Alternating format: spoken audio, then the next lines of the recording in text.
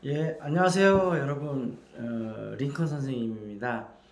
정말 오랜만에 뵙는 것 같은데요. 제가 원래 그 취업 친구들에 관한 여러 가지 팁도 주고, 그 다음에 뭐 영어 팁도 주고, 그런 이제 영어 센터하고 교육 센터를 운영을 했고, 카페도 운영하고 그랬었는데, 그동안 이제 건강이 조금 안 좋아져 갖고, 당분간 조금 쉬게 됐어요. 근데 이제 몸이 점점 좀 회복이 돼서, 이제부터 동영상을 또 조금씩 찍을까 하는데, 앞으로는 어떤 동영상을 좀 찍으려고 하냐면요.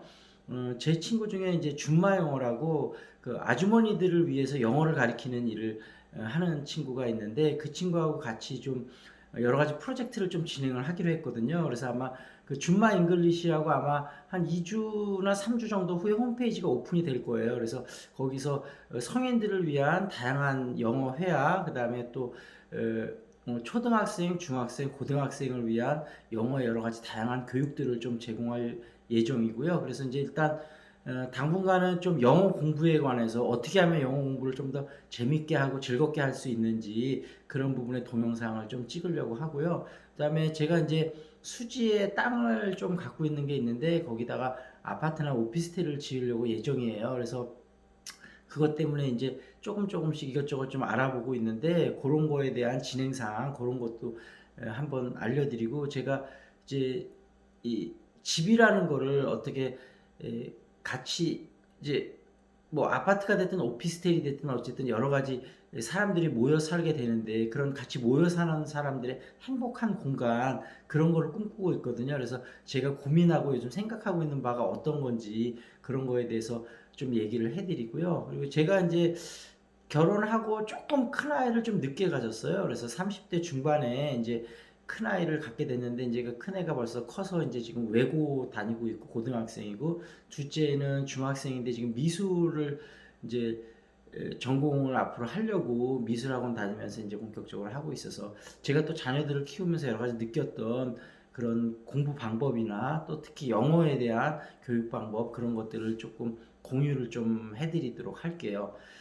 오늘 일단 먼저 제가 하나 해주고 싶은 얘기는, 저희 아이들이 이제 그 영어 유치원을 다녔었는데 요즘 부모님들 중에서도 아마 자녀가 영어 유치원 다녀야 될 때쯤 된 자녀분을 주신 부모님들은 되게 고민을 많이 해야 될 것 같아요. 어떤 사람들은 영어를 어렸을 때부터 하는 게 좋다 막 그렇게 주장하면서 영어 유치원, 물론 비용적으로 좀 부담도 되긴 하지만 그렇게 하시는 분도 있고, 어떤 분들은 너무 어렸을 때부터 영어를 가르치는 게 좋지 않다. 예를 들면 모국어를 까먹을 수도 있다. 그래서 그런 언어 간의 간섭 현상이 일어난다. 그래서 오히려 좀 어느 정도 나이가 돼서 영어 공부를 시작하면 좋겠다. 이렇게 하시는 분들도 있고, 부모님들 특히 어머님들이 굉장히 좀 힘드실 것 같아요. 야, 이거 우리 아이를 영어 공부를 좀 일찍 시작해야 되나, 좀 늦게 해야 되나, 고민이 많으실 것 같은데, 오늘 제가 거기에 대해서 나름대로 좀 팁을 드려볼 테니까, 제 얘기를 한번 잘 들어보시고, 자녀한테 좀 적용을 시켜보면 좋을 것 같아요.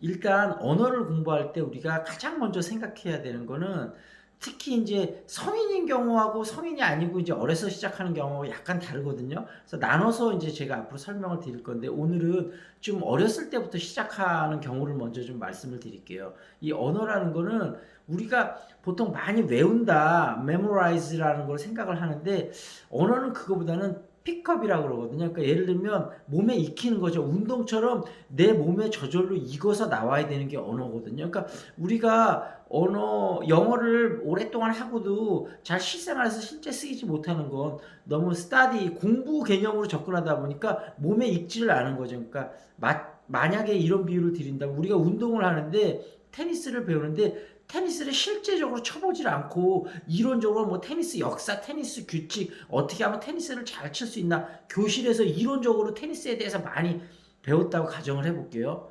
과연 그 사람이 테니스를 잘 칠 수 있을까요? 근데 테니스를 잘 치려면 물론 이론적인 교육도 받아야 되고 실질적으로 치는 것도 많이 해보고, 두 가지가 병행이 될 때 잘할 수 있잖아요. 근데 테니스를 이론적으로만 배워갖고 테니스를 결코 잘 칠 수는 없겠죠. 우리나라 영어 교육이 좀 그렇다고 생각이 되거든요. 그래서 이제 다시 아까 이제 영어 유치원 얘기로 돌아가서, 이제 많은 학자들이 조사를 해본 바에 의하면 이 언어가 리스닝하고 스피킹은 간섭 현상이, 예를 들면 영어를 아주 어렸을 때부터 해도 리스닝하고 스피킹을 위주로 공부를 하면 그 모국어, 우리나라로 치면 한국어하고 영어에 간섭 현상이 없는 걸로 나오거든요. 근데 문제는 리딩이나 특히 라이팅을 같이 했을 때는 언어 간섭 현상이 좀 일어나요. 그래서 제가 추천드리고 싶은 방식은 뭐냐면 영어 유치원 다니면서 사실 거기서 라이팅이나 뭐 버켓 외우는 것도 좀 시키기는 하는데 그런 거는 조금 너무 무겁게 생각하지 말고 좀 가볍게 생각을 하시고, 아마 영어 유치원에서도 리스닝하고 스피킹 위주로 할 거예요. 하면서도 아마 좀 버케브럴리나 아마 라이팅, 리딩을 좀 시킬 텐데, 어찌됐든 거기에 너무 무게를 두시지 말고, 특히 그런데 무게를 두면 아이가 언어를 배우는데 흥미가 떨어지거든요. 그래서 흥미가 떨어지면 모든 게 도루묵이 타불이에요. 그래서 영어 유치원 보내는 건 괜찮다. 다만 영어 유치원 중에서 너무 라이팅이나 버켓 리딩에 집중하고 있는 영어 유치원이 만약에 있다면 그런 유치원은 피해라. 그리고 철저하게 리스닝하고 스피킹이 중심이 되는 학원에 보내도록 하시고, 그 다음에 그 리딩이나 저 라이팅은 조금 더 제가 생각할 땐 초등학교 1학년, 2학년 때 정도서부터 시작해도 늦지 않거든요. 그러니까 한국말이 모국어가 어느 정도 완성된 단계에서부터 시작을 해야지 너무 일찍부터 시작을 하면 안 좋을 것 같아요.